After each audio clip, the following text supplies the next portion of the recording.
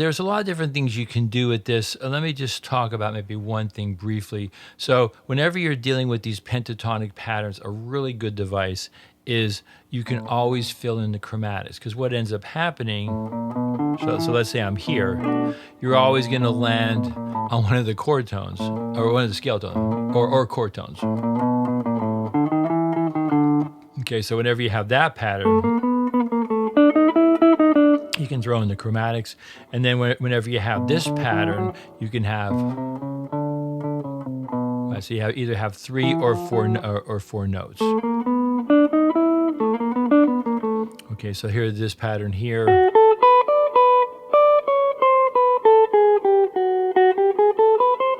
Right, it just takes a little bit of kind of practicing and listening to.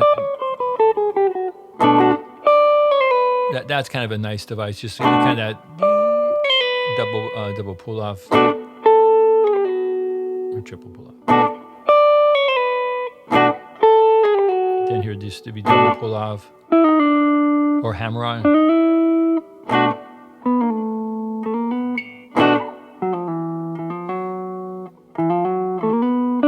Right, you hear that in a lot of rock players. You'll play that, plays those kind of devices. And then, so you don't always have to put in the chromatics either. So chromatic on one string. Here, chromatic. And then no chromatic there. Take one more tea break here.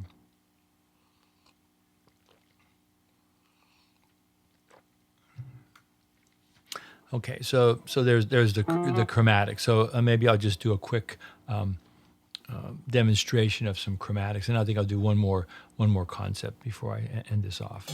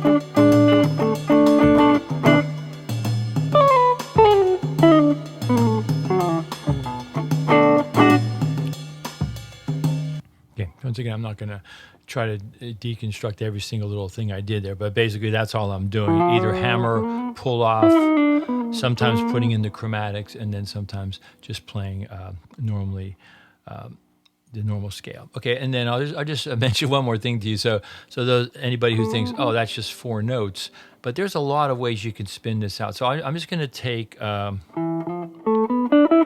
just this little piece here. So if you think about this A, B, D, E, it's 4 notes. So there's what's called 4 factorial, 4 times 3 times 2 times 1, 24 different ways that you can play that. I'm not going to play all 24, but I'll just give you one example here. So I'm playing A, B. That's one example. Okay. Okay, then A.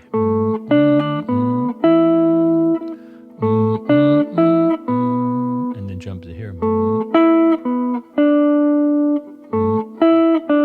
Right, so right there, that's 4 notes, and you have 6 different variations. So 4 times 6 would be 24.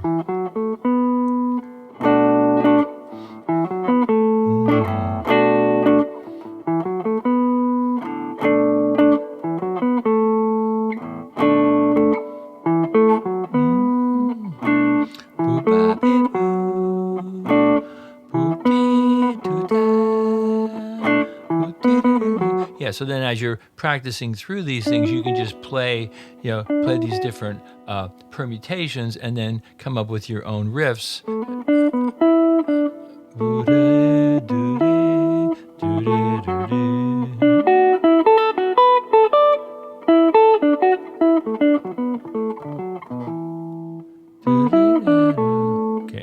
obviously you can start with every single note.